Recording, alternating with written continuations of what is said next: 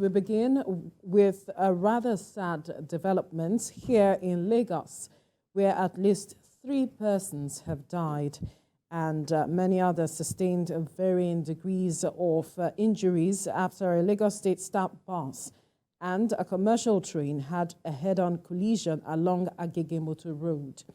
Investigation gathered revealed that the immediate cause of the incident was due to reckless driving on the part of the BRT bus driver while trying to beat the train traffic signal before the moving train rammed into the BRT. The injured victims have been administered first aid treatment by the Lagos State Emergency Management Agency's medical team and Lassam bus officials and have taken to and some have been taken to trauma center at Lasus, Agege, for further treatment.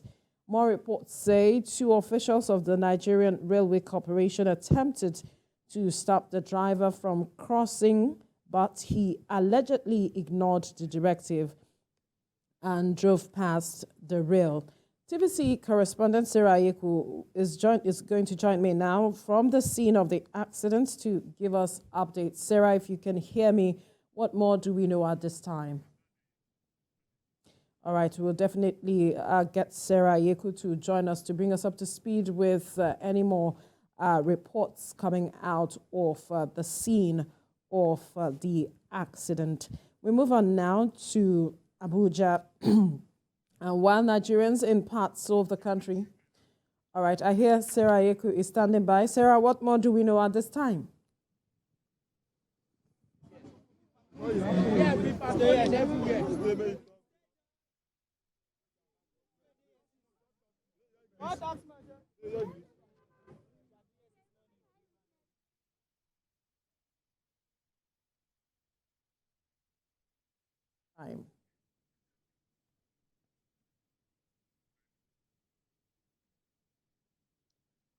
Sarah, what more updates can you give us at this time?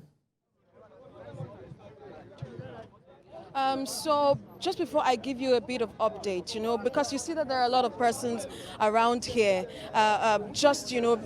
staying here just to see what happens, commiserating and feeling for those who were involved in today's accident.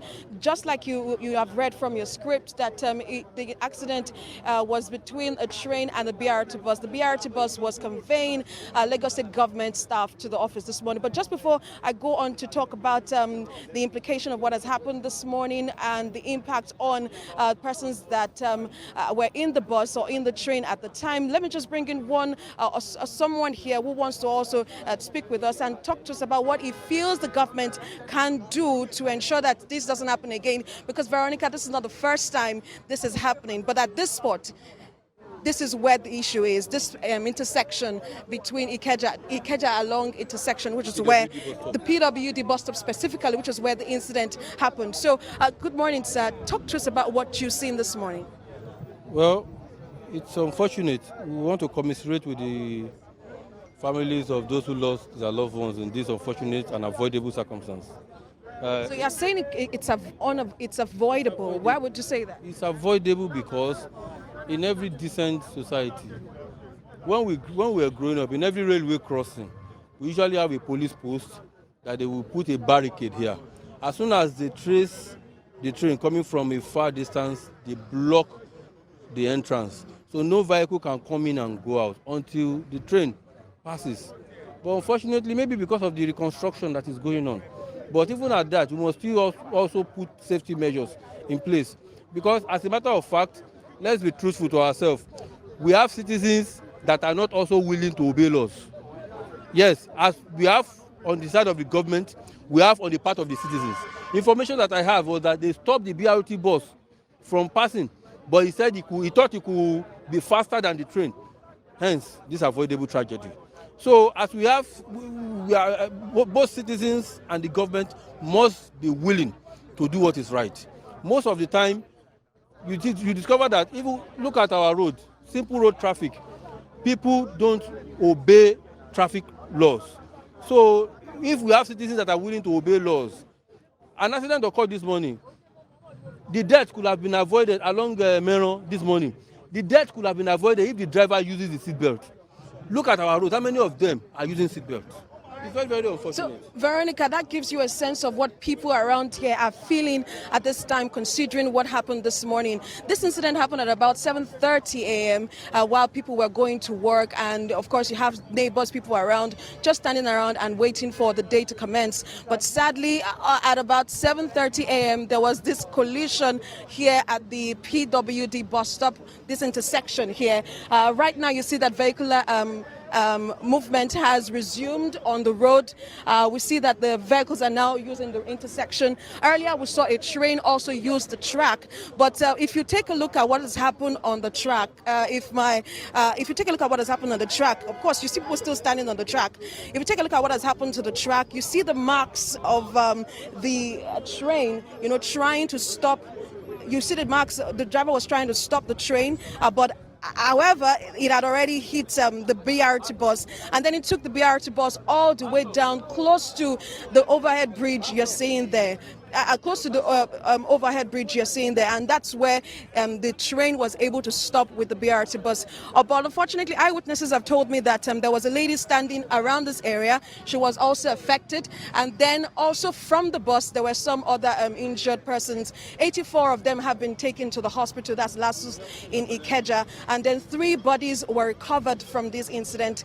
We expect that the governor is at the moment at Lassus, of course, visiting the patients and getting to feel what is going on at the hospital. But right here, the scraps of the bus that was involved in this incident is still at the scene. Of course, you see some persons guarding the scraps, ensuring that scavengers do not take the scraps, just in honor of the victims involved in this incident. Because you know that the victims involved in this incident are persons that are close to the governor. They are Lagos State government staff, and it's pretty sad and unfortunate that this happened to them. Veronica. Right. Sarah, just a quick one. There are those who are wondering what the situation is with the driver of the BRT bus. So the information that we got is that the BRT driver was able to escape. That we heard that from one of the emergency responders who doesn't want to be quoted, but we know that the BRT bus driver escaped from the incident. But the people are putting the blame on the driver, saying that this could have been avoided. The driver could have waited just a few seconds or a few minutes. He could have waited for the train to pass, because it doesn't take so long for a train to pass a particular section. It takes less than a minute for a train to pass if it's on full speed. Less than a minute, the train has passed. But the BRT bus, in a haste, maybe trying to take people to work or something, tried to play a smart one on the train, but then this happened. Emergency responders, of course, and people around are saying that the government should do more, apart from the fact that people should also be cautious about how they use a road and also obey traffic laws, that the government should at least put, even though reconstruction is ongoing at various sections of the rail line, the government could put up security or safety measures at this spot to ensure that people adhere, to the traffic laws. Because at these sections, you have traffic law enforcement agencies at this sections. Just at the corner there, you see LASMA officials there. At some other places, you see FRSC officials also stationed at some places along the rail line. But majorly, when this incident happened, you had the people, be the first responders. Before the official emergency responders got to the scene, the people were the first responders, helping people get out of the bus, helping those who were in the train at the time this incident happened. Sarah Yeku will definitely keep tabs with you for more updates as events unfold.